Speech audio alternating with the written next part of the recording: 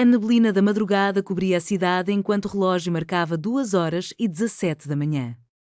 Do lado de fora do Walter Reed, a neve não caía mais. Ela atacava, se acumulando como se estivesse em uma luta pessoal contra tudo que encontrasse. O vento batia contra os vidros com uma fúria quase palpável e as luzes do estacionamento lançavam fracas sombras amarelas sobre um emaranhado de branco que nunca parecia descansar. Na estrada 95, motoristas estavam aprendendo, da maneira mais difícil, que tração nas 4 rodas não é um traço de personalidade, mas uma necessidade. Dentro do hospital, tudo parecia pertencer a outro mundo. O ar seco, as luzes brilhantes, os monitores com seus bips incessantes e os rádios estalando como se estivessem passando mensagens de outro planeta. Era o tipo de caos controlado que só parecia sob controle para quem sabia trabalhar nele. Há quase 1 hora, estávamos sob o protocolo de massa de vítimas de Moscou. No papel, as palavras soavam limpas e organizadas, mas na vida real, significava que todas as linhas telefónicas estavam ocupadas, os corredores estavam cheios de macas e cada enfermeiro circulava como se tivesse um segundo coração. O condado de Montgomery havia chamado após um engavetamento na Interstate. Múltiplos veículos, gelo negro e visibilidade quase zero.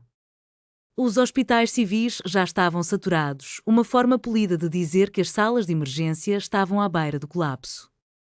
Então, o Walter Reed estava colhendo o excesso de pacientes civis, porque, quando as pessoas estão sangrando, ninguém deseja ouvir palestras sobre papelada. Eu era oficial de trauma sénior de plantão, Major Harper Bennett, do Corpo Médico do Exército. O título não vem acompanhado de uma capa, mas de um pager que nunca para de apitar e um suprimento constante de café ruim, aquele tipo que tem gosto de borracha velha. Caminhei pela linha da sala de trauma, checando as designações como sempre fiz, sem flutuar sobre as cabeças, sem microgerenciar, apenas garantindo que não deixássemos os fundamentos de lado no meio do barulho. Vias aéreas, respiração, circulação, imagens médicas, laboratórios, produtos sanguíneos prontos. Os monitores soavam alto o suficiente para sentir na boca, como se o som reverberasse na própria alma. O alto-falante anunciou mais um trauma adulto a caminho. As equipes de ortopedia já estavam sobrecarregadas. A anestesiologia estava com falta de 2 profissionais, um preso na tempestade e o outro lá desde a manhã anterior. As pessoas pensam que o exército funciona como uma máquina. Funciona até a máquina ficar fria e faminta e você percebe que ainda é feita de humanos. Um corpsman correu até mim com uma prancheta, as bochechas curadas pela corrida pelos corredores. Senhora, atualização de EMS. Trauma pediátrico civil desviado sob Moscou. Lesão torácica contundente. Hipotensão. ETA 3 minutos. Pediátrico. Minhas olhas foram diretamente para o quadro de entrada. A tela digital listava nomes e números, uma lista que é apenas dados até que deixa de ser. Então, ela se atualizou. Madison Bennett tentava ler um nome que parecia vazio, zero, seco, nulo, nulo. Minha mão parou bruscamente na borda do balcão de aço inoxidável. Por um segundo, o barulho da sala de trauma não desapareceu, ele se afastou como se alguém tivesse diminuído o volume do mundo sem pedir permissão. Bennett não é o nome mais raro da Terra, mas não era isso que importava. Era a sequência completa, primeiro nome, sobrenome, idade, feminina e uma certeza estranha que acertou meu peito como um soco. Madison, filha da minha irmã, minha sobrinha. Da última vez em que estive no mesmo quarto com ela, ela tinha 8 anos, vestida num vestido de festa apertado, olhos arregalados de medo, repetindo palavras que nenhuma criança deveria carregar. Palavras que quase destruíram nossa família em menos de 1 minuto. Eu não tive o luxo de ficar parada ali. 3 minutos? É nada quando o relógio do trauma corre mais rápido. Sacudi a mente, voltei ao presente. Pediatria, Baia 2. Cobertores quentes prontos. Montagem torácica em espera. Chama o CT e avisa que talvez a gente nem chegue lá. Minhas ordens despacharam o time. Não por mágica, mas porque clareza é um alívio quando tudo ao redor gira. Calcei as luvas caminhando, conferi o carrinho de emergência pediátrica com os próprios olhos, não por falta de confiança, mas porque paciente criança é assim, a gente não assume, a gente verifica. Ao meu lado, a tenente Morris surgiu. Calma sólida, o tipo de presença que você quer quando vem tempestade. Tenente, esquece o nome por enquanto. Foco nos sinais vitais. Ela acenou, serena, e continuou anotando no quadro de entrada. As portas duplas do pronto-socorro se abriram num sussurro gélido. O vento soprou como quem queria estar na emergência. 2 paramédicos entraram correndo, botas cantando no piso. A maca deslizou até nós, trazendo uma menina presa por tiras, pele pálida, cabelo grudado na testa. Máscara de oxigênio embaçava a cada fôlego. O tórax subia e descia num ritmo acelerado, como se ela tentasse despistar a dor. Jovem de 13 anos, vítima de colisão a alta velocidade, passageira contida. Impacto do cinto e do airbag no tórax. Hipotensa na ambulância, frequência cardíaca 140, pressão 78/40, murmúrios pulmonares diminuídos, veias jugulares distendidas. Ela está confusa. Eu já estava ao lado dela. Madison abriu os olhos, o olhar turvo procurando algo ou alguém. Os lábios tremiam como se quisessem falar, mas faltava ar. Madison, chamei, sem suavidades ou frieza. Você está no hospital. Vamos ajudar você. Não tente sentar. Ela piscou, desviou o olhar. Pediu ultrassom. A sonda tocou o tórax e na tela apareceu o que eu mais temia, derrame pericárdico. Sangue acumulando ao redor do coração, apertando o feito punho cerrado. É tamponamento cardíaco. O estômago deu um nó, mas as minhas mãos não vacilaram. Acesso venoso grande calibre, agora. Tipo e cruzamento sanguíneo. Ativar transfusão maciça, mas controlada. Notificar o 1. Preciso dos instrumentos torácicos. Vamos subir. Um residente parou por um segundo, inseguro. Primeira punção torácica, doutora? Não. Prioridade é o tamponamento. Se não aliviarmos isso já, ela morre.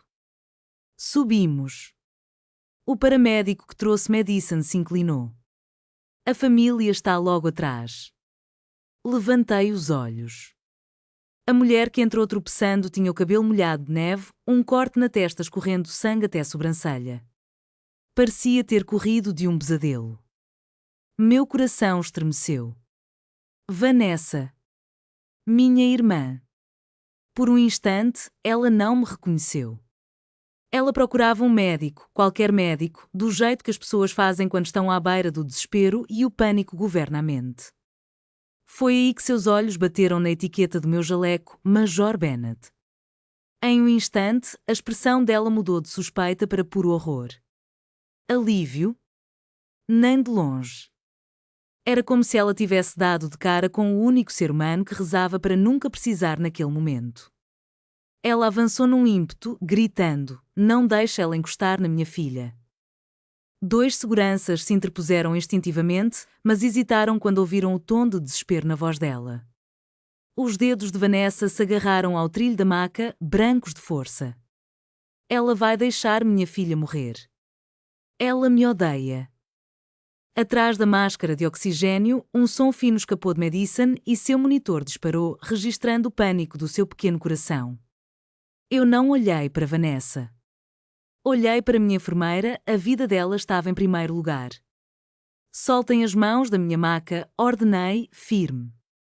2 seguranças empurraram Vanessa para trás. Ela resistia, berrando como se volume fosse argumento. Foi quando percebi 2 figuras pesadas surgindo na porta, meus pais, Douglas e Patricia Bennett. O cabelo do meu pai estava ainda mais branco do que o lembrava e minha mãe se apoia nele como se precisasse dele para não cair. Os olhos do meu pai pousaram primeiro em Madison, depois em mim. A boca se abriu, mas nenhuma palavra saiu. O alarme do monitor acelerou outra vez, mostrando que a pressão de Madison despencava a cada segundo. Eu dei um passo adiante, posicionando meu corpo entre Vanessa e a maca, enquanto a sala parecia encolher até restar uma única verdade: ninguém, a não ser quem estivesse disposto a ajudar, deveria estar ali. Saiam do caminho, não era um pedido, mas uma ordem silenciosa a todos que respiravam. Empurramos a maca em direção ao elevador, botas rangendo no piso frio, rodinhas de metal entre as frestas dos ladrilhos, alguém apertando o botão freneticamente. A voz do meu pai ecoou pelo corredor. Arper, não parei. As portas se abriram e nós entramos. Lá dentro, senti olhares fixos nas minhas costas. Minha mãe soluçando, Vanessa resistindo aos seguranças lá fora, meu pai em conflito entre confiar em mim ou temer o que eu poderia fazer. Quando as portas se fecharam, restamos apenas eu, minha equipe e uma menina de 13 anos que nem faz ideia do quanto 5 anos podem parecer uma eternidade. Pensei na última vez que a vi, ela tinha 8 anos, era um dia de ação de graças em Alexandria. O frio que corta os ossos, mas não o suficiente para cancelar o jantar. A casa dos meus pais exalava cheiro de peru com alecrim e daquelas velas que mamãe adorava fingir que eram discretas. Grant estava ao meu lado na entrada, segurando uma garrafa de vinho como oferta de paz. Éramos tão diferentes daquela noite. E mesmo assim, tudo parecia tão familiar. Ele tinha-se barbeado naquela manhã, vestia uma camisa impecavelmente passada e seguira cada detalhe de um ritual silencioso de respeito, pelo uniforme, pela família que o havia forjado. Não precisava impressionar ninguém, mas tudo ali tinha valor. Fazia apenas 4 meses desde o divórcio, o decreto finalizado em Fairfax County, após 2 anos de separação. Nada de escândalos, nenhuma cena dramática. Apenas 2 adultos que tentaram e, por fim, assinaram papéis como gente grande. Nós nos conhecemos quando tudo já estava acabado. Sem encontros clandestinos, sem trapaças de hotel à meia-noite, apenas 2 pessoas que passaram tempo demais em aeroportos e não o suficiente em casa. Quando chegamos, Vanessa já estava sentada à mesa, o taça de vinho meio cheia em punho. Perto dela, Madison balançava os pés sob a cadeira, entretida no silêncio alegre de uma criança.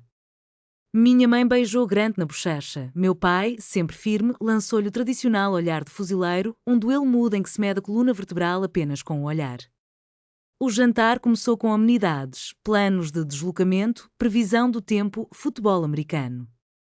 Meu pai perguntou a Grant em que unidade ele servira, ouviu a resposta, inclinou a cabeça uma única vez e pareceu satisfeito. Até que, no meio da refeição, Vanessa pousou o garfo com toda a calma possível. Não era um gesto teatral, apenas deliberado. Vai contar a eles? Ela perguntou, olhando primeiro para mim, depois para todos ao redor. O silêncio desceu tão pesado que nem o tilintar de talheres se atrevia a quebrá-lo.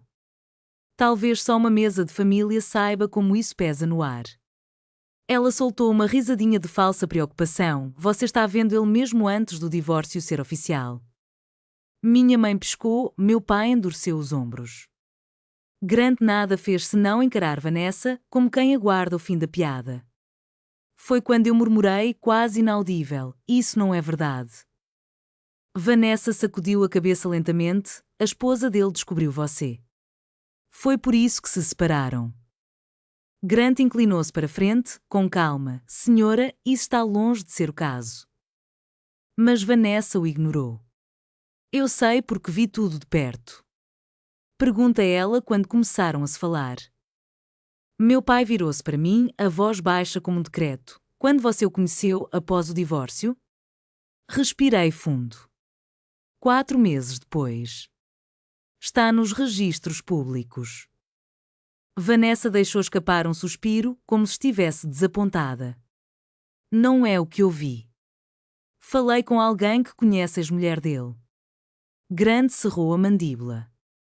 Quem? Vanessa não precisou responder, a semente já estava plantada. Foi então que minha mãe se voltou para Madison com voz doce, mas tensa. Querida, o que a mamãe te contou?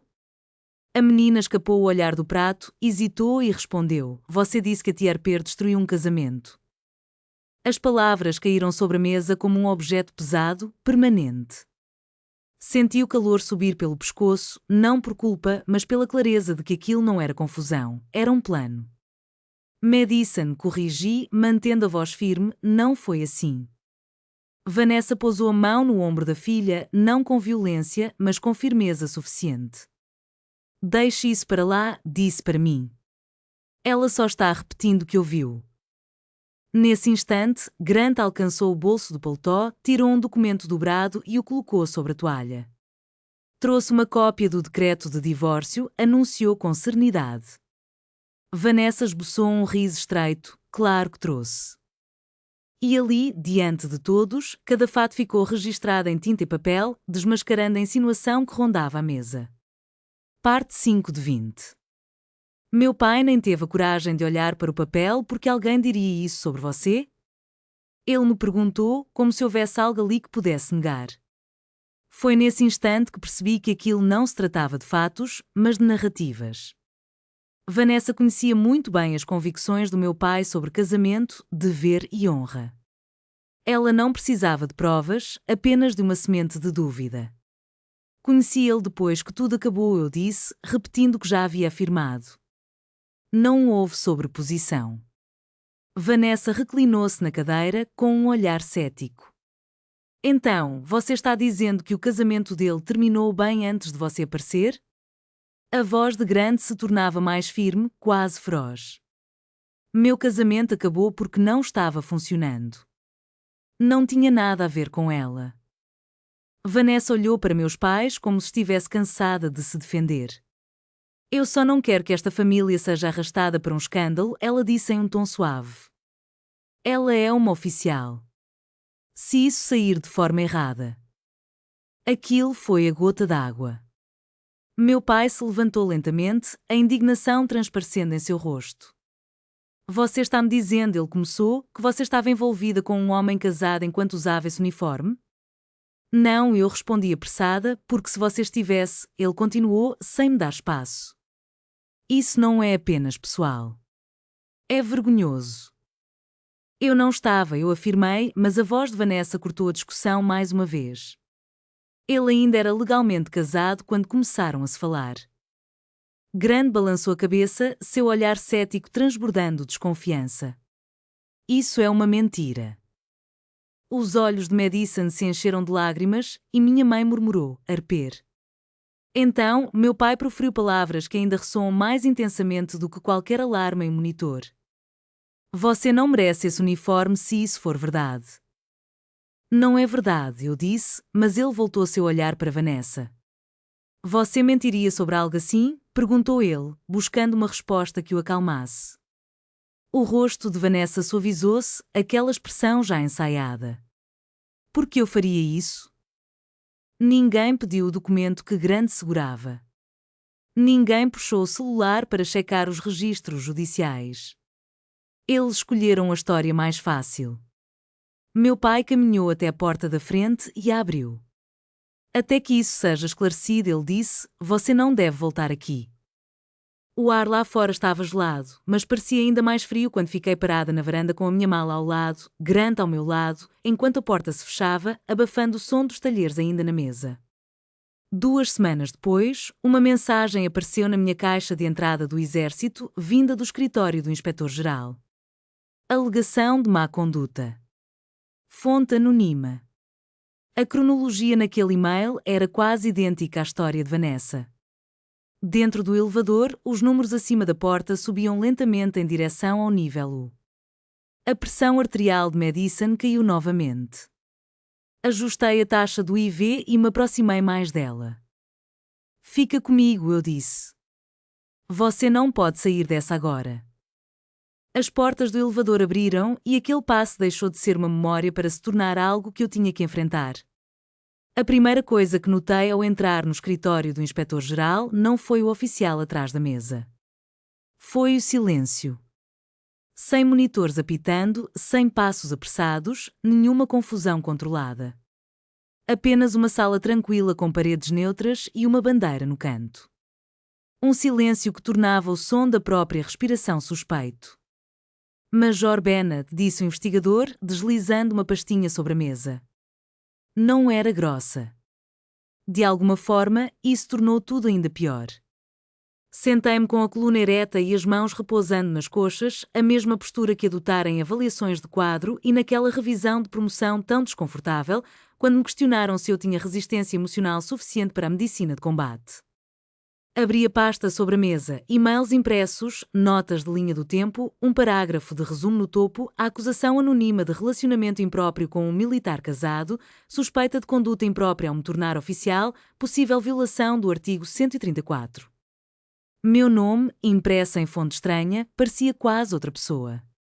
O investigador me olhou por sobre os óculos e começou: quando a senhora iniciou relacionamento com o Sr. Caldwell? 4 meses depois do divórcio dele ter sido finalizado. Tem documentação que comprova essa data? Sim. Ele anotou algo. E comunicação antes da dissolução legal do casamento? Não. Contato durante o período de separação? Também não. Em algum momento a senhora adotou conduta que contribuiu para o fim do casamento dele? Neguei. As perguntas continuaram calmas e frias, nem acusatórias, nem amistosas. Levaram meu telefone, meu login de e-mail, exigiram um histórico de mensagens e até nomes de testemunhas que pudessem afirmar que nos viram juntos antes de determinada data. Enquanto isso, o capitão Grant respondia às mesmas perguntas em outra sala. Meus ordens de destacamento, antes acomodadas na minha caixa de entrada, passaram a constar como pendentes de revisão. E assim se passaram 6 semanas. 6 semanas de espera sob olhares curiosos e sussurros que não chegavam a ser diretos, mas cortavam como lâminas invisíveis. Cada vez que eu entrava na sala de oficiais, as conversas paravam meio segundo mais do que o normal. Ninguém me encarou de frente para falar sobre o caso, mas ninguém precisou. Um rumor só precisa de um sopro para se espalhar. Um capitão que eu mentorava deixou de pedir conselhos e um tenente que antes zombava do meu vício em café me tratava com formalidade exagerada. No fim da 6ª semana, fui novamente convocada à sala do IG. Major Bennett, o investigador, deu-me documento, sem provas de má conduta. Caso encerrado. Ele deslizou um outro papel, absolvida. Sem violação.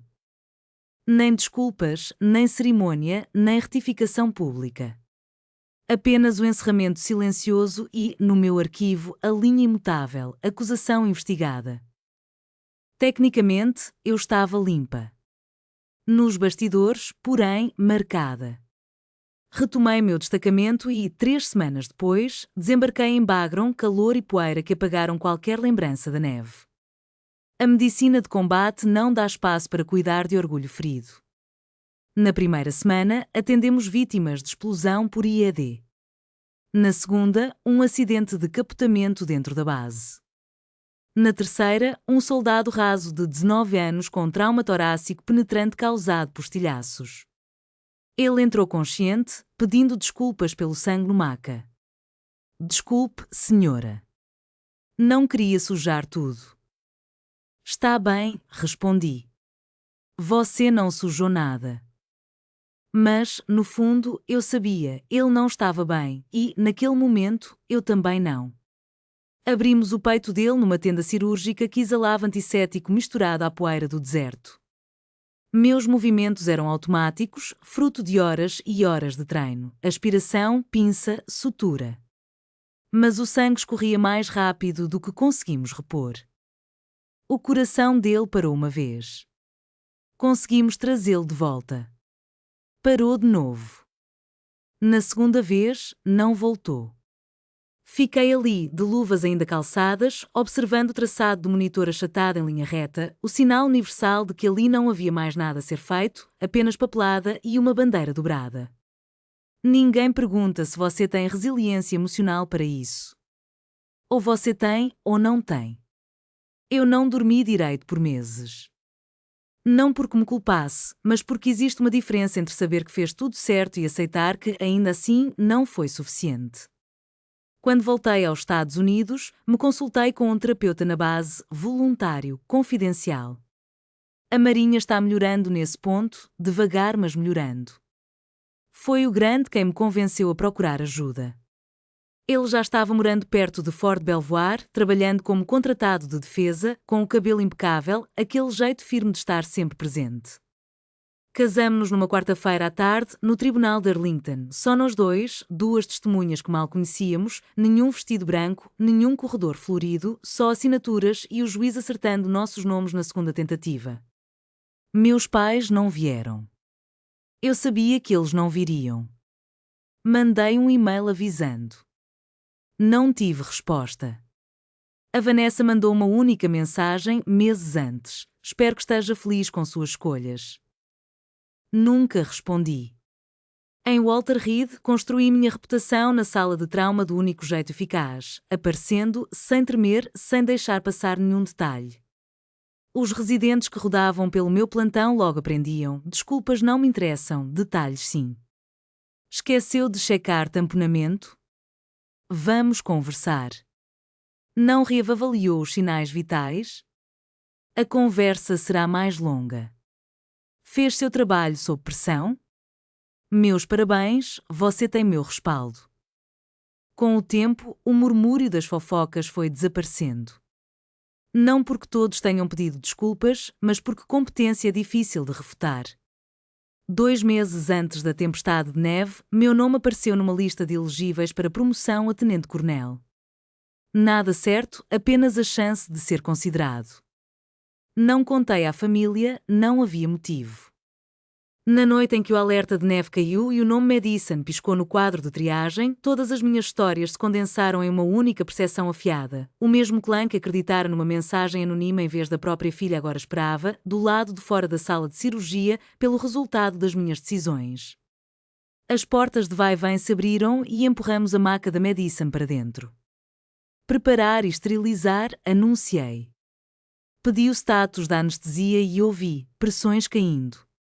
Ela está em colapso. Os números do monitor deslizavam para baixo com voracidade. Há um instante antes da primeira incisão em que tudo se estreita, não emocionalmente, mas fisicamente. Você, o campo cirúrgico e o próximo movimento. Segurei o bisturi sem hesitar, fiz um corte limpo na pele e nos tecidos moles. Midline, determinei. Aspiração pronta. O sangue escurecido jorrou rápido, mais espesso do que deveria. O pericárdio estava rígido, como se prendesse a respiração. Ela está com tamponamento grave, sussurrou a anestesista. Sistólica a 60. Eu sabia exatamente o que aquilo significava. Abri a bolsa que envolvia o coração dela. Num instante, o sangue explodiu como um rio contido e o tempo pareceu congelar. Mas o monitor reagiu. O pulso, ainda trêmulo, estabilizou, não perfeito, mas vivo. A pressão arterial subia devagar, 75. 80, bom sinal. Encontrem a fonte, ordenei, e a sala mergulhou num silêncio calculado. Sem gritos, sem pânico, só o som de metal, sucção e grampos metálicos, numa coreografia que só anos de cirurgias difíceis podem ensinar. Descobrimos uma laceração no ventrículo direito, resultado de um impacto violento do cinto de segurança contra o airbag. Prolen 40, falei.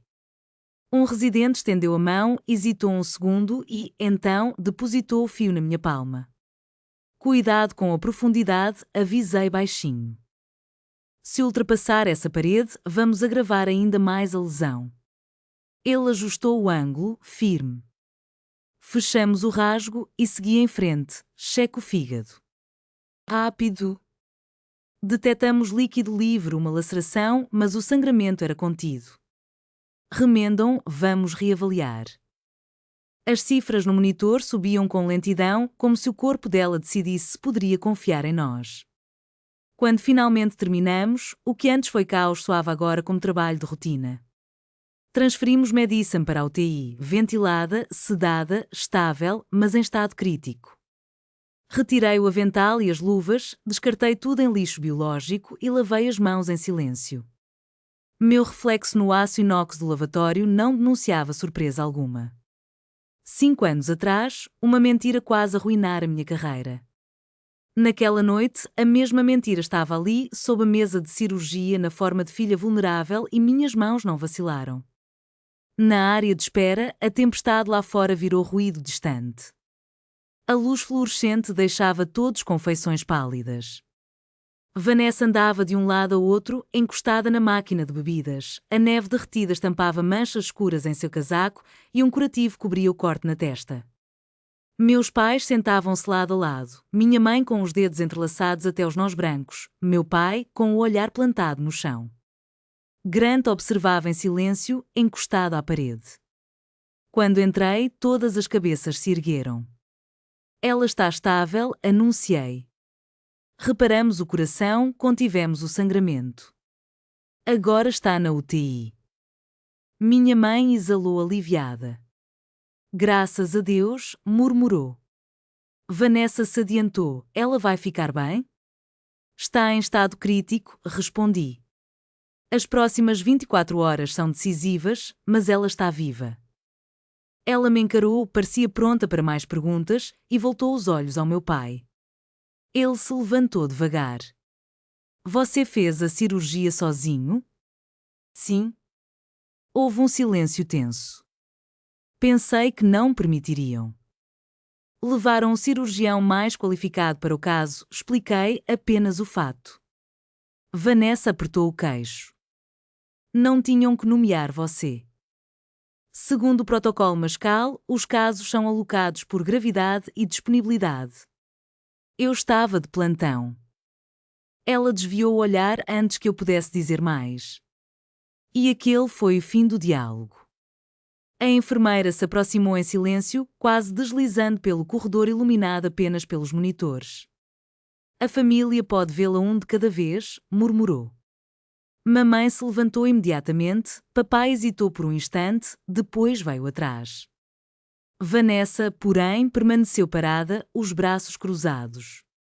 Acha que isso conserta alguma coisa? Ela resmungou, quase sem som.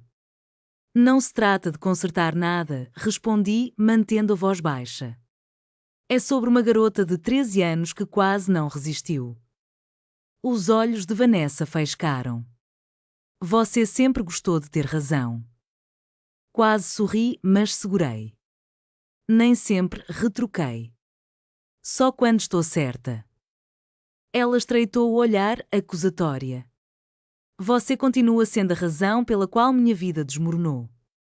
Aquela narrativa reescrita, confortável para ela, agora me atingia de frente. Sua vida não desabou por minha causa, falei com calma. Vanessa se inclinou, quase sussurrando. Você humilhou esta família. Virei o rosto para as portas da UTI, atrás das quais Madison repousava sedada, cercada de tubos e máquinas fazendo o trabalho silencioso que lhes cabe. Não fui eu quem mandou aquele e-mail ao inspetor-geral, confessei, voz quase um fio. Vanessa permaneceu imóvel, impassível, nem negou, nem confirmou. Foi então que Grant deu um passo adiante, tranquilo, apenas presente. Este não é o momento, disse ele, olhando para Vanessa. Ela lançou-lhe um breve olhar de reprovação e entrou na UTI enquanto Grant me fitava. Você está bem? Perguntou. Conhece meu rosto como ninguém e sabe quando minto. Estou, respondi, mas acrescentei, não é isso que me incomoda. Então o que é? Ele quis saber. Não contestou, não havia defesa para o que as mentiras haviam provocado. Dentro da UTI, Madison era um frágil pacotinho de vida sob cobertores brancos, tubos e fios.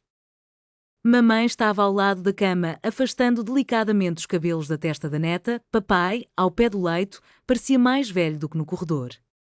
Quando me viu entrar, pigarreou. Ela parece tão pequena, disse, com a voz embargada. É por isso que estamos aqui, respondi. Os olhos de mamãe estavam vermelhos. Harper, suspirou ela. Levantei a mão com gentileza.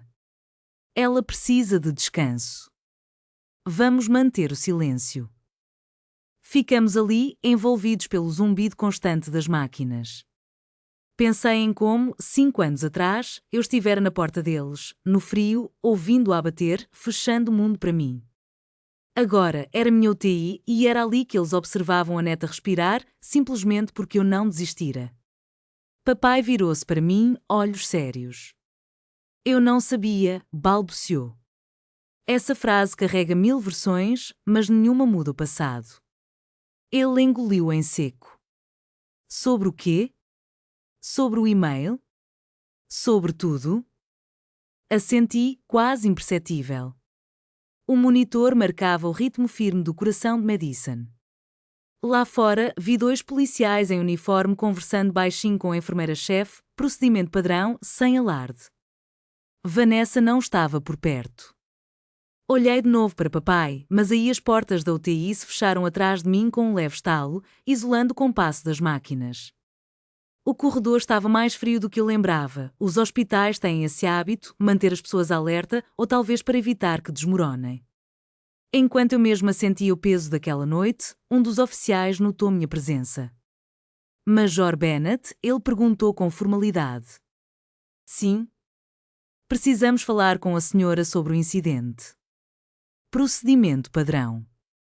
Asterisco asterisco parte 10 de 20 asterisco asterisco. Me dê 5 minutos, eu disse.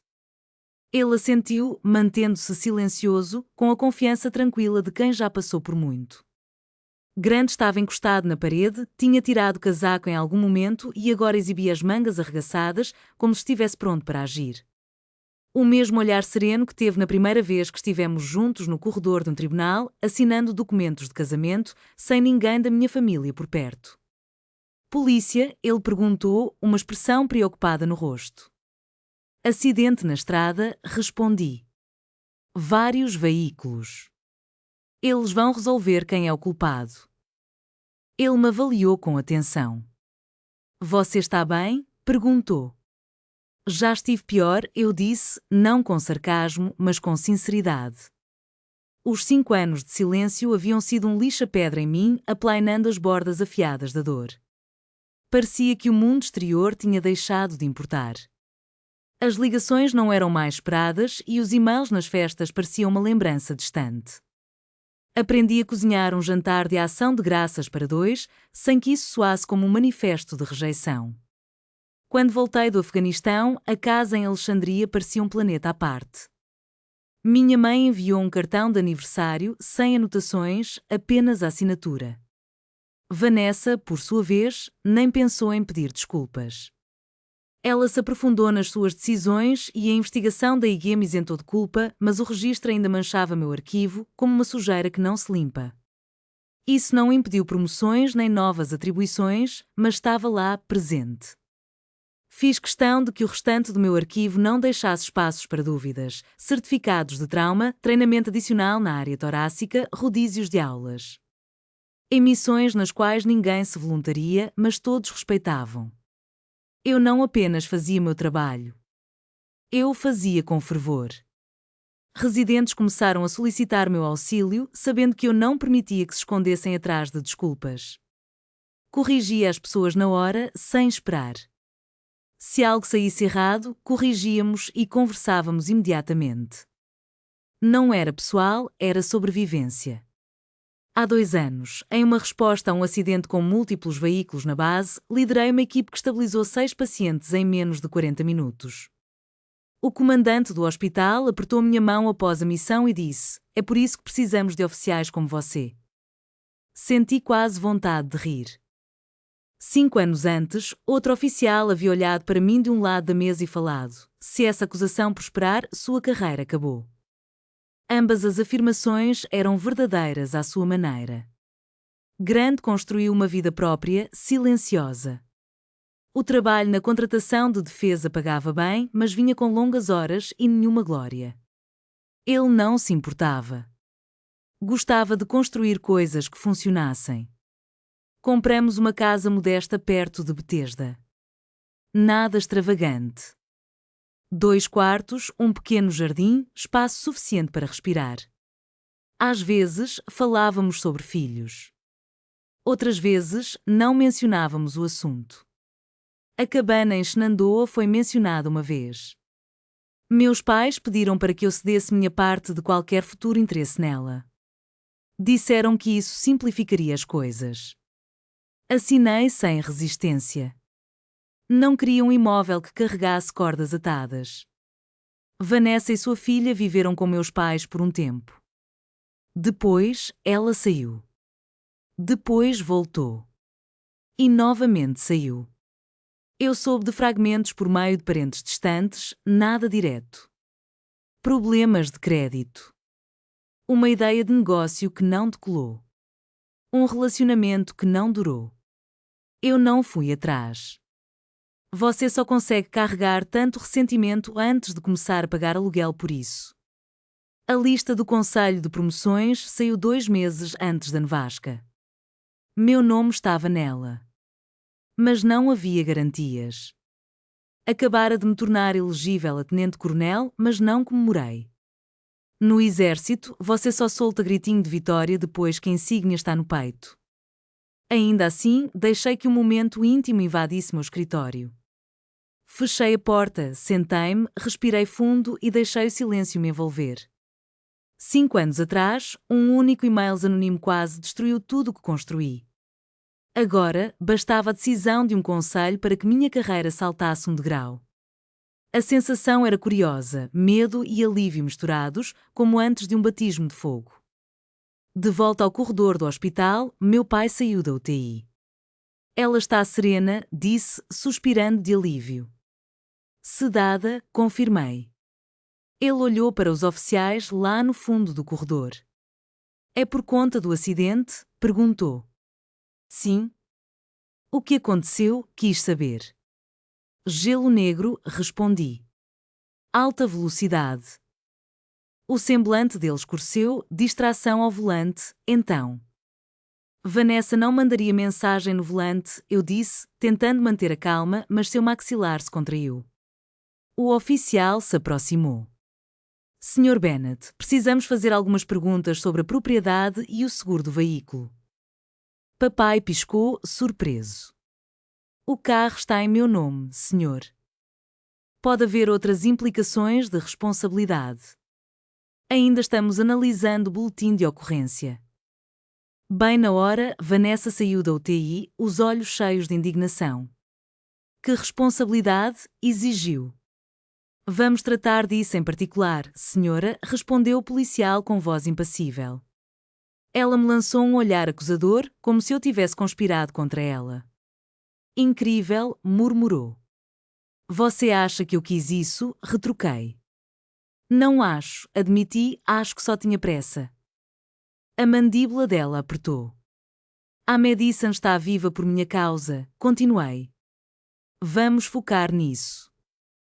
Ela cerrou os braços e encarou o chão. Naquela mesma hora, meu pai, com voz mais contida do que o normal, sussurrou, arper, e quanto ao e-mail? Encarei-o, não se escreveu sozinho. Ele engoliu em seco. Você acha que foi a Vanessa? O texto bateu palavra por palavra com a história dela, respondi. O silêncio que se seguiu não era estrondoso, mas pesado demais para ser ignorado. Dentro da UTI, sob a sedação, Madison se mexia levemente. Lá fora, a tempestade finalmente perdia força e, pela primeira vez em 5 anos, meu pai parecia incerto quanto à versão em que decidir acreditar. Na manhã seguinte, a pressão da Madison despencou de novo. Eu conferi exames na estação de enfermagem quando o monitor emitiu um tom estranho. Não era o apito agudo de emergência, nem a monotonia de uma linha plana, era algo errado. Pressões caindo, anunciou a enfermeira da UTI. 8/5 e descendo. Entrei no quarto sem correria. Sabia que a afobação se espalha, mas a serenidade contagia. Madison ainda estava entubada, com sedação levemente reduzida para avaliarmos respostas neurológicas. A pele dela parecia mais pálida do que na noite anterior. Repitam o eco, pedi. O técnico trouxe o aparelho. No monitor, o perfil do coração passava diante dos nossos olhos. Lá estava de novo, líquido se acumulando ao redor do músculo cardíaco. Sangramento pós-operatório. Pequeno, mas mortal no lugar errado. Pequenino vira grande num piscar de olhos. Ela está em colapso, minha mãe perguntou, surgindo atrás de mim. Eu não havia percebido sua entrada. Instável, respondi, estamos cuidando.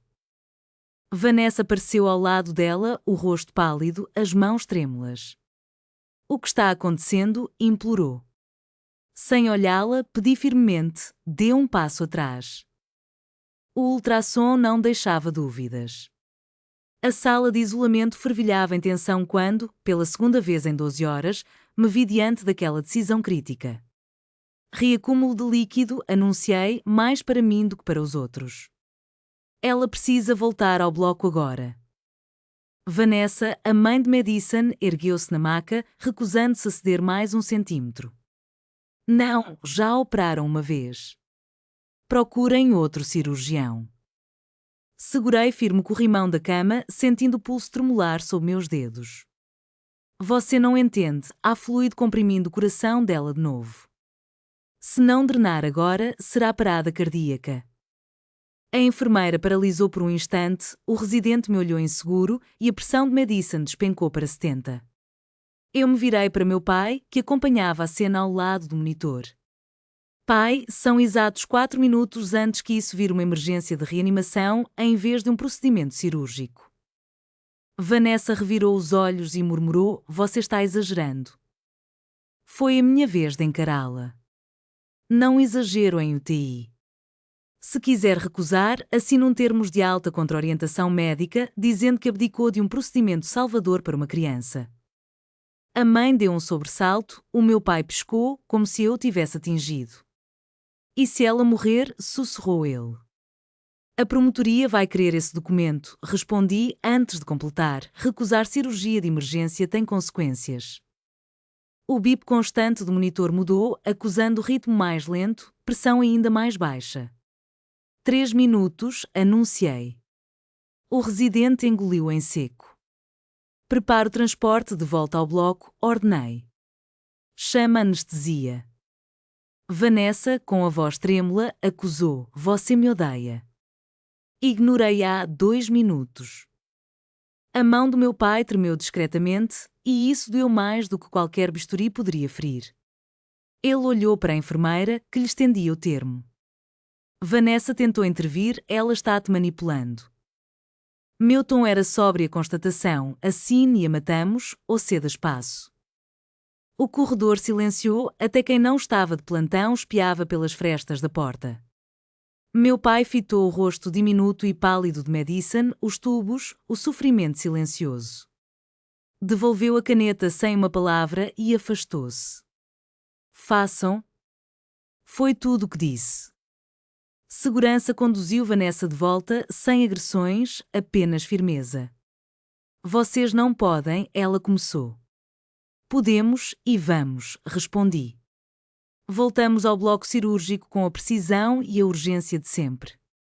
Um segundo procedimento, tão cedo, não é ideal. Ela estava frágil e a equipe de anestesia já alertava para risco. Fizemos a abertura no mesmo local, encontrando mais líquido do que eu gostaria, mas ainda menos do que o pior cenário permitiria. O residente perguntou a origem do vazamento. Acho que um vaso lento, esquecido na sutura. Nada de negligência, apenas biologia. Em minutos localizei o foco, um pequeno vaso adjacente à reparação. Um clamp, um ponto extra e a aspiração restauraram a clareza do campo operatório. Agora era esperar que o silêncio dos bips se transformasse em sinais de vida. O batimento contra minhas luvas era fraco, mas obstinado. A pressão subia, 85/90, anunciava o anestesista. Reforçamos o reparo e instalamos um dreno. Nada de flatline dramático desta vez, nenhum golpe de fôlego revolucionário, apenas uma correção meticulosa, sob controle. Quando fechamos o campo cirúrgico, senti o ambiente menos hostil. Tirei as luvas com alívio, devolvendo-me um pouco de sanidade. Do lado de fora, Vanessa andava de um lado para o outro no corredor, sussurrando com um dos policiais que já conhecera antes. Minha mãe estava sentada, cabeça afundada nas mãos. Meu pai se levantou ao me ver entrar. Ela está estável, repeti, e ele soltou o ar que parecia segurar desde o dia anterior. Os olhos de Vanessa estavam vermelhos, não de raiva, mas de cansaço profundo. Ela quase morreu, murmurou. Sim, respondi, 2 vezes, sem outra explicação possível. Vanessa abriu a boca, fechou-a sem dizer palavra. Meu pai se aproximou, a voz baixa. Você estava certa. Eu apenas balancei a cabeça. As portas da UTI se abriram quando recolocaram Madison na cama. As máquinas se reconectaram, os números voltaram a se estabilizar. Fiquei aos pés do leito, observando o monitor retomar sua cadência regular. Vanessa se aproximou, desta vez sem hesitar. Por que você faz isso? Porque ela tem 13 anos, respondi. E não foi ela quem mandou aquele e-mail. O rosto de Vanessa endureceu por um instante e pude enxergar algo diferente ali, não raiva, nem defesa, mas medo. O policial se inclinou. Precisamos conversar sobre o relatório do acidente. Ela assentiu, distraída. Meu pai me olhou outra vez, como se buscasse algo que eu não tinha para dar. Do lado de fora da janela, a tempestade enfim se desfizera, deixando o estacionamento todo coberto de branco. Permaneço na UTI por mais tempo do que seria necessário. Não porque Madison precise de atenção constante, suas linhas estão seguras, os drenos funcionam perfeitamente, mas porque sair dali seria enfrentar o corredor, a família e um passado que ainda não terminamos de escrever. Madison se mexeu sob a sedação mais leve. As pálpebras tremularam e se fecharam. O respirador soltou um suspiro mecânico suave.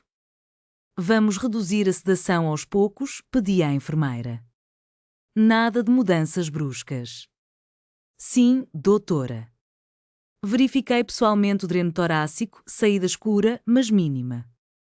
Dentro do aceitável. Quando voltei ao corredor, Vanessa estava sentada, encostada na parede, exausta. Meu pai falava mansamente com o policial, prestando-se às questões de seguro, cronologia, propriedade do veículo, detalhes aparentemente banais que adoecem o peito. Minha mãe se aproximou primeiro. Ela pediu por você. Madison. Tentou falar seu nome antes de aumentarem a sedação. Assenti e fui até o quarto. Lá dentro, a iluminação era tênue, as máquinas brilhavam em tons de azul e verde suaves. Madison respirava com a ajuda do ventilador, mas de forma mais tranquila.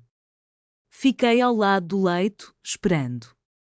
Desta vez, ela abriu os olhos lentamente, ainda entre o sono e a vigilância. Vi o meu rosto. Primeiro, reconhecimento. Depois, culpa.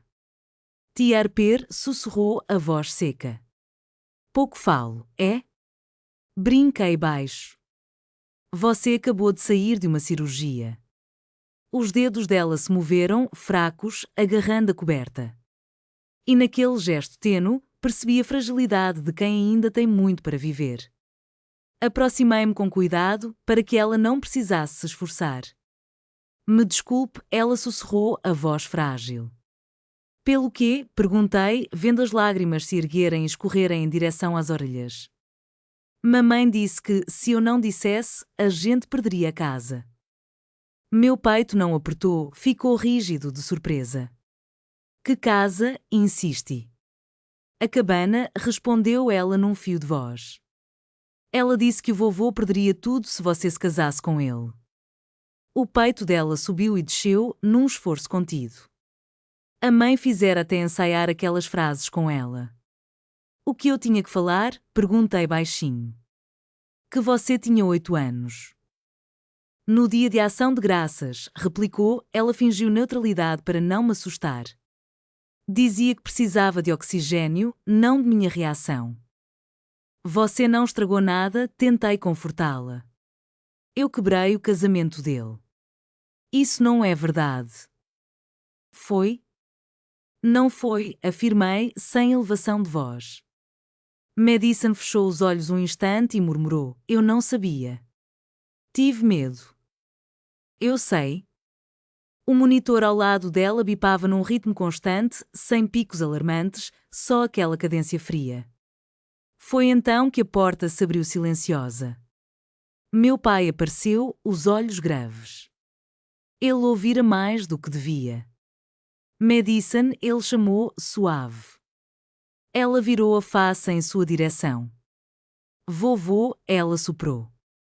Docinho, não fale nada, ele tentou emendar, mas ela o ignorou. Mamãe dizia que, se eu não falasse, a gente ia dormir na neve. Que a tia Arpê estava querendo ficar com tudo. O rosto dele mudou de um modo que eu nunca vira antes. Não era raiva, era reconhecimento. Ele entrou de vez no quarto, sem tirar os olhos de Madison. É verdade? Perguntou com doçura. Ela assentiu, fraca.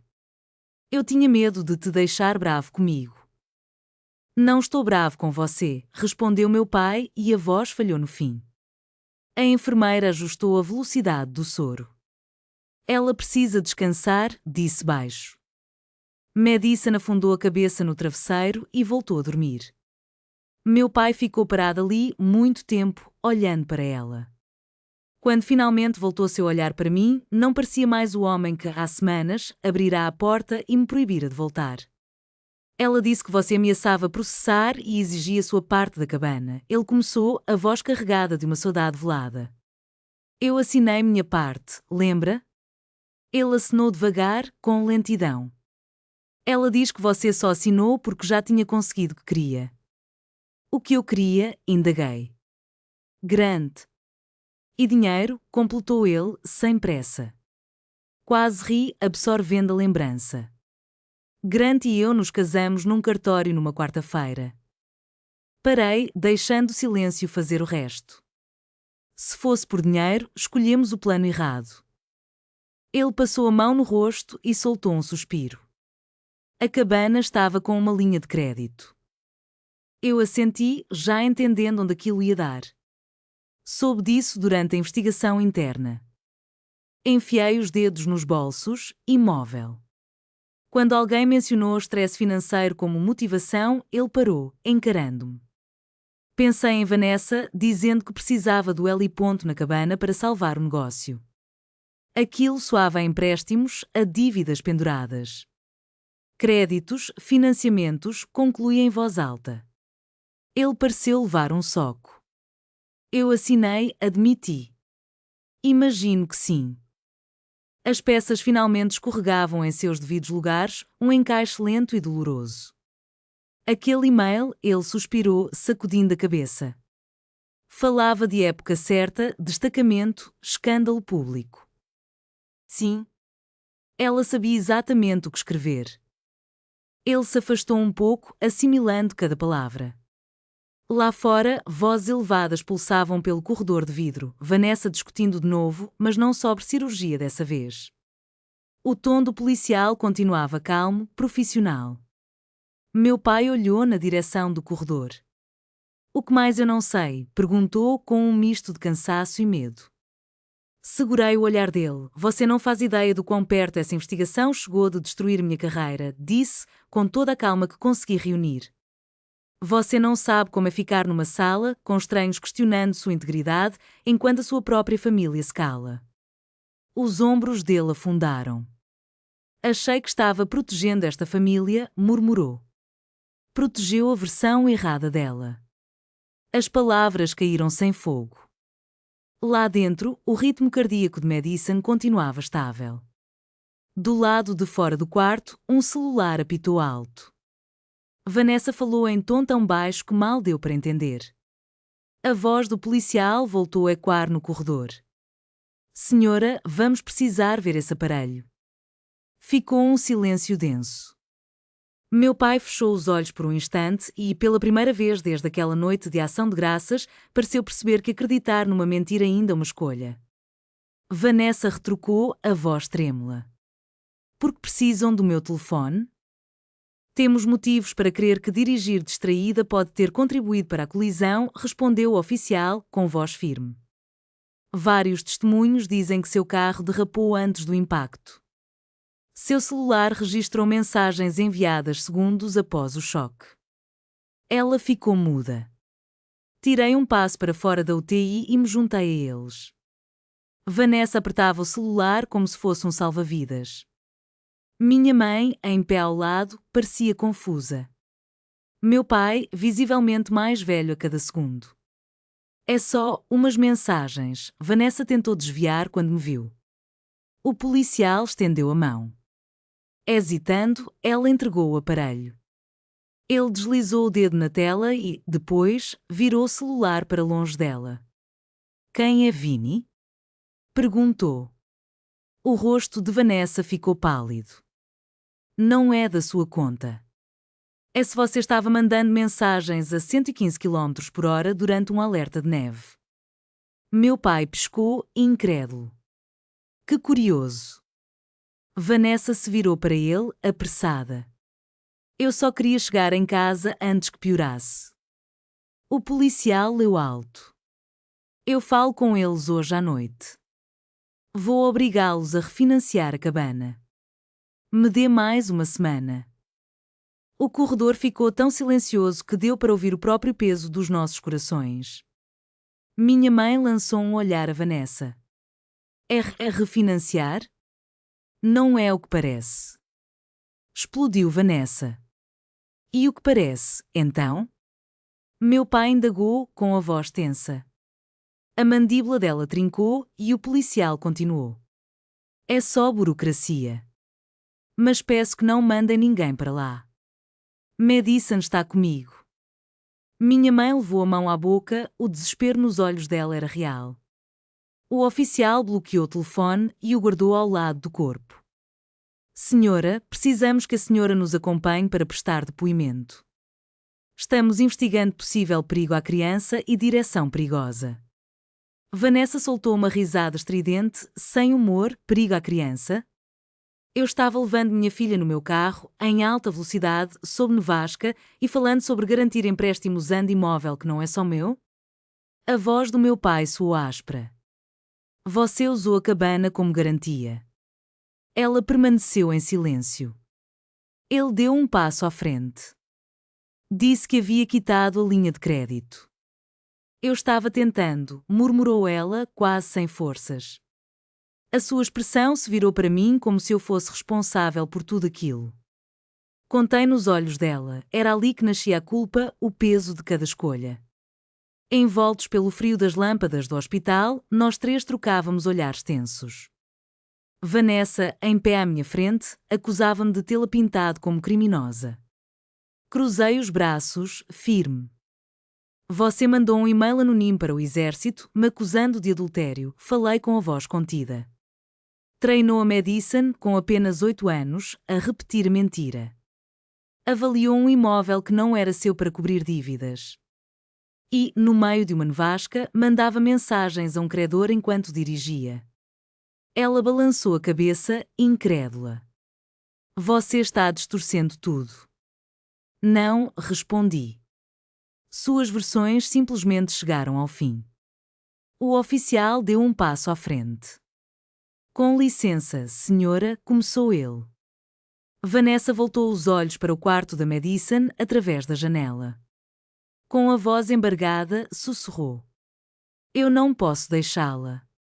Ela está estável, garanti. Fique tranquila, quando tudo isso acabar, ela ainda vai estar aqui. Os olhos de Vanessa buscaram um pouco de compaixão no meu rosto, mas esta noite eram os fatos que falavam mais alto. Minha mãe, movida por um misto de urgência e afeto, aproximou-se. Vanessa, chamou-a suavemente, porque não nos contou antes? O corpo da minha irmã desabou, como se o peso de 5 anos lhe tivesse saído dos ombros. Não contei, eu teria sido cortada de vez. Meu pai franziu o senho, num silêncio tão grave que suas palavras quase não saíram. Cortamos a filha errada. Aquilo doeu mais do que qualquer argumento que eu pudesse ter levantado. O oficial, sempre gentil, guiou Vanessa até o elevador. Ainda sem algemas, apenas o protocolo. Ela parou diante de mim. Não achei que chegaria tão longe, sussurrou. Sempre chega, respondi. Ela me olhou, raivosa. Para você, talvez. Mas cada mentira tem sua consequência. O barulho metálico das portas do elevador se fechando abafou o eco do choro contido de Vanessa. Mamãe se encostou à parede do corredor. Quase um cochicho. Dívida? Papai, com a mão no queixo, murmurou.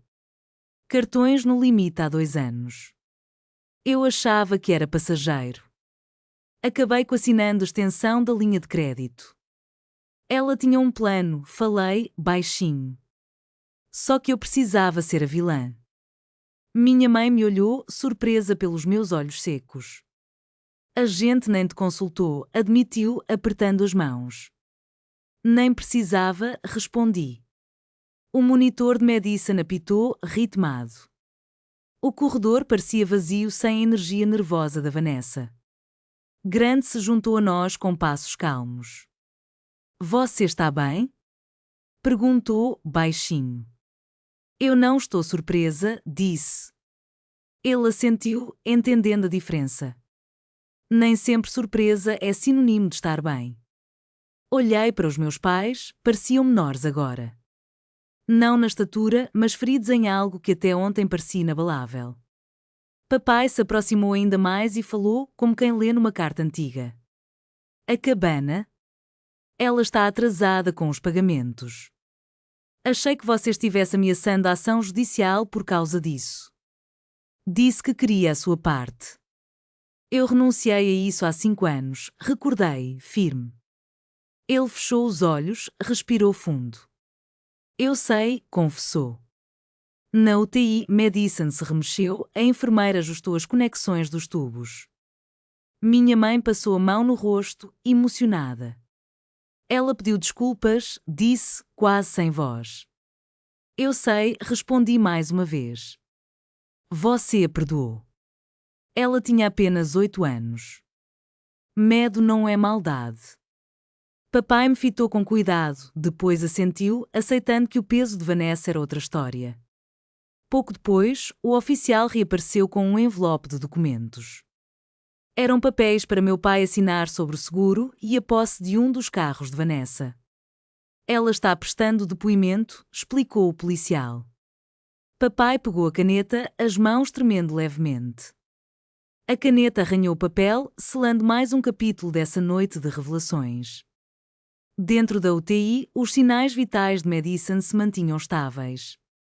Lá fora, o sol começava a brilhar com força sobre neve, refletindo uma luz quase dolorida no pátio do hospital. E, pela primeira vez desde que as portas da ambulância se abriram, o turbilhão de acontecimentos parecia menos uma tempestade e mais um acerto de contas. Vanessa reapareceu 1 hora depois, sozinha. Nem policiais, nem algemas, nem escolta, somente alguns papéis assinados e a data de uma audiência marcada. A maquiagem havia desaparecido, não borrada, simplesmente apagada, como se ela tivesse decidido que não adiantava mais retocar nada. Meu pai se levantou quando a viu. O que eles disseram? Perguntou com o senho franzido. Condução imprudente, ela respondeu com a voz cansada.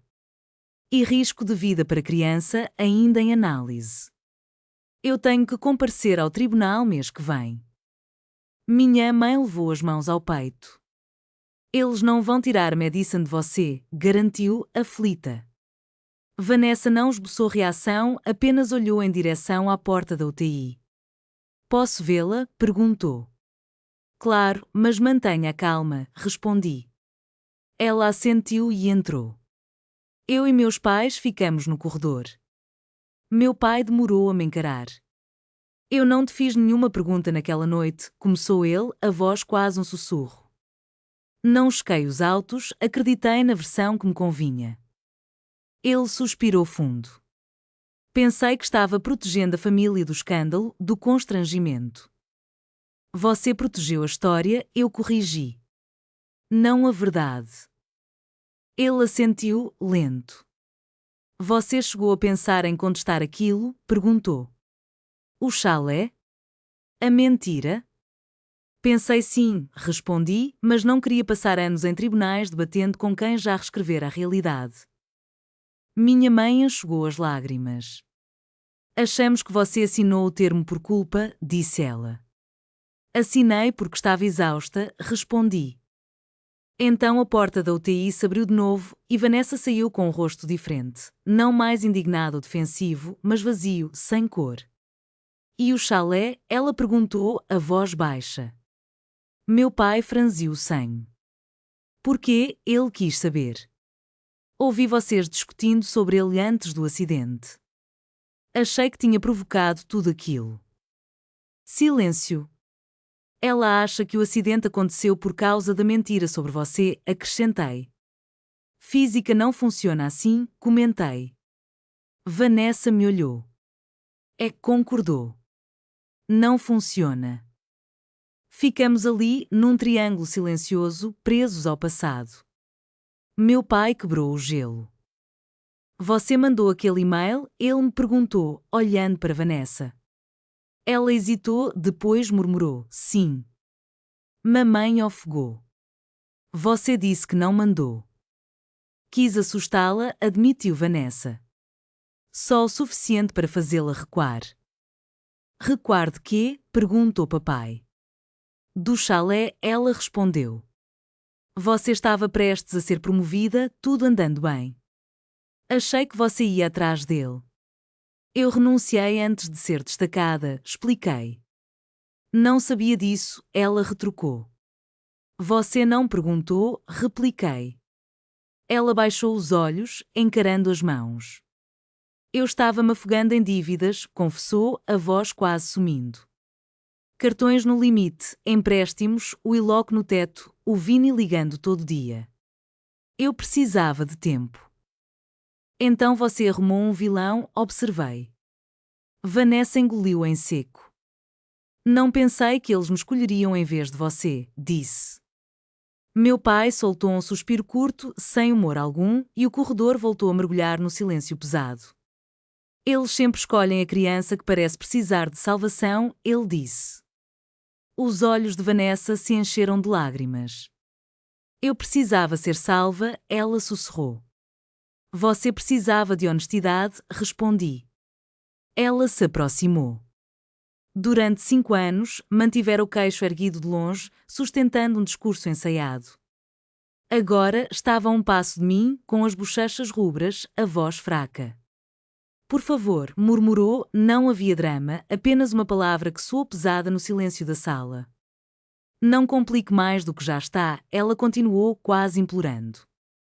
Mas eu já contei tudo, respondi. Quer dizer, legalmente, ela explicou com os lábios trêmulos. O e-mail, os empréstimos, as mensagens. Você poderia processar. Mantive o olhar. Você enviou uma acusação falsa a um órgão federal. Meus dedos se apertaram em punho. Você alavancou um imóvel que não era seu. Mandou mensagem a um credor enquanto dirigia a Medissa numa nevasca. A voz dela quebrou. Eu sei o que fiz. E você, sabe o que fez? Ela assentiu, quase imperceptivelmente. Eu estava desesperada, confessou. Achei que, se ficasse com a cabana e me casasse com o Grant, ficaria estável e você não poderia exigir sua parte. Você já perdeu tudo, disse eu, firme. As lágrimas deslizaram pelo rosto de Vanessa.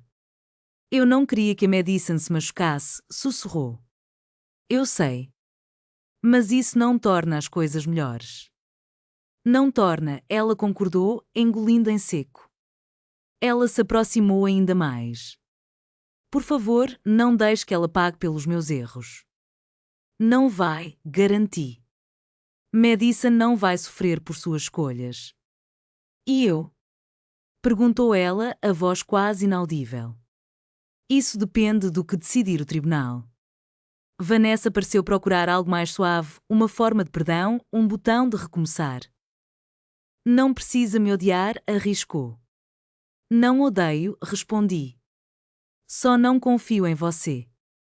E não devo restaurar nada que você quebrou. Os ombros dela caíram. Isso é pior, murmurou. Pelo menos é a verdade. Meu pai se aproximou, não para defendê-la, mas para se recompor. Harper chamou baixinho. Olhei para ele. Há algo que possamos fazer pela Madison? Sim. Apareça, respondi sem hesitar. Por ela, não pela cabana, não pela imagem. Meu pai assentiu. Minha mãe então perguntou: E por você? Pensei por um segundo. Não há volta.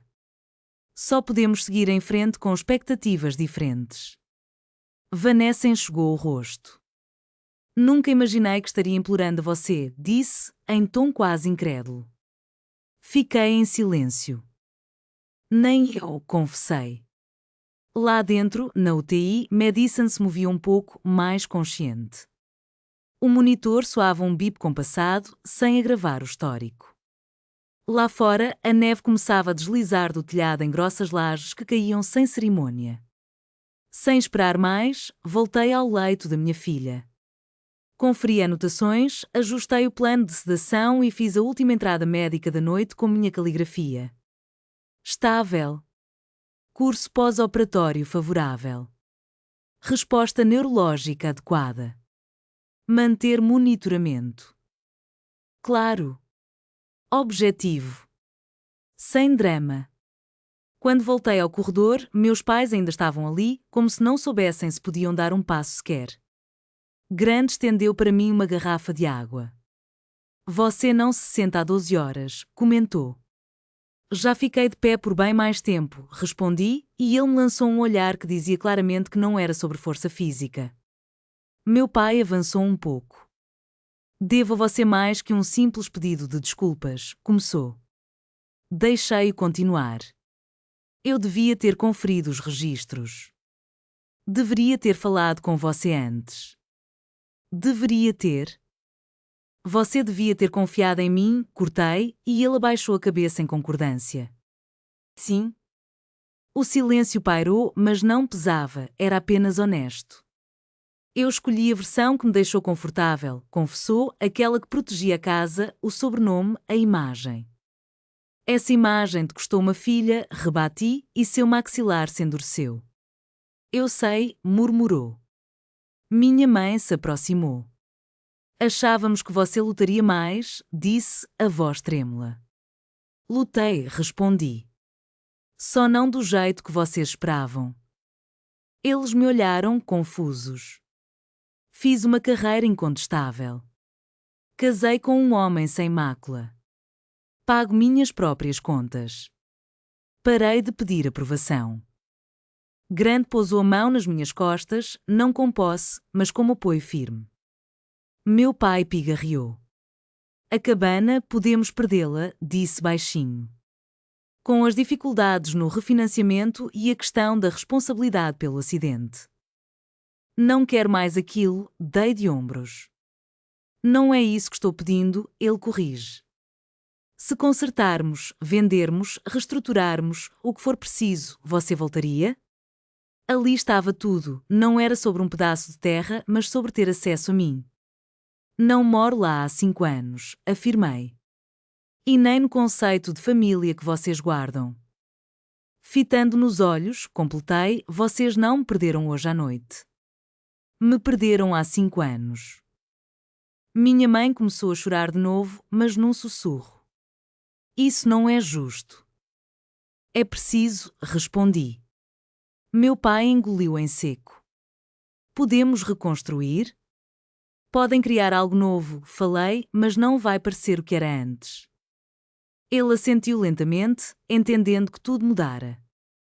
Nesse instante, Vanessa reapareceu, saindo da UTI. Os olhos cansados, porém mais serenos. Ela está pedindo água, anunciou. Que bom, sorri. Goles pequenos, sem pressa. Vanessa hesitou. Não espero seu perdão, admitiu. Só não quero que ela acredite que somos inimigas. Não somos inimigas, afirmei. Somos consequências. Ela quase esboçou um sorriso. Vou aceitar o que o tribunal determinar, sussurrou.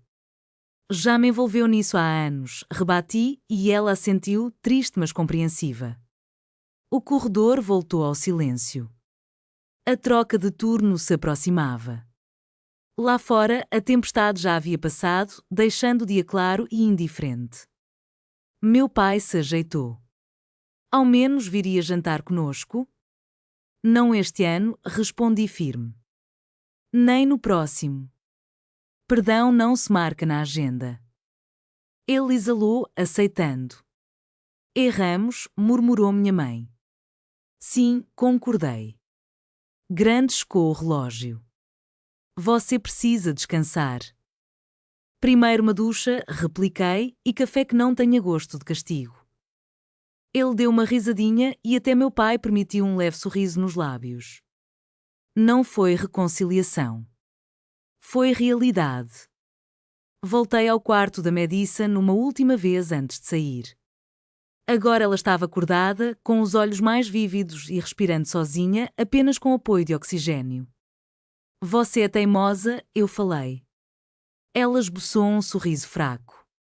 A mamãe diz que herdei isso do vovô. Faz sentido, respondi. Ela me observou por um instante, como procurando algo em meu rosto. Você está brava com ela? Tenho cuidado com ela, eu retruquei. Ela assentiu, satisfeita bastante.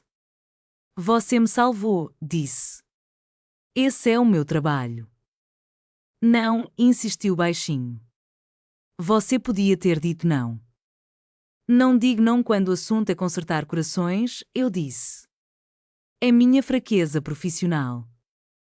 Madison sorriu de novo, mas logo fez uma careta de dor. Descanse, ordenei, me virando. Puxei a porta para meio fechada e confiei os cuidados dela à equipe da UTI. No corredor, meus pais ainda esperavam ali. Chamem a enfermeira para qualquer novidade, falei. Vou revisar os exames dela à noite, remotamente. Você vai embora? Perguntou minha mãe.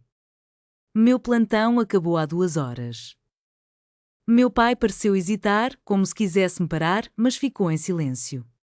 Arper, ele chamou então, e eu parei. Tenho orgulho de você. 5 anos atrás, aquelas palavras teriam consertado tudo. Naquela noite, serviram apenas para existir. Obrigada, respondi. Grant e eu seguimos pelo corredor em direção ao átrio.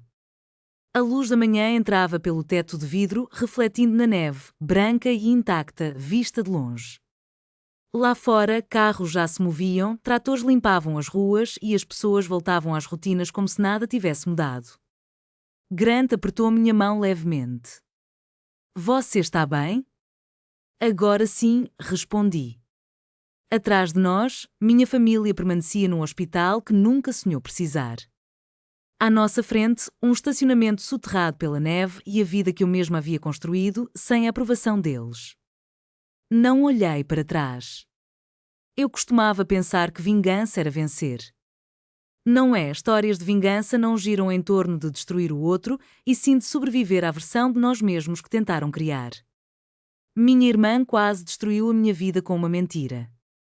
Por um tempo, isso pareceu verdade. A acusação, a investigação, o silêncio dos meus próprios pais, tudo doeu.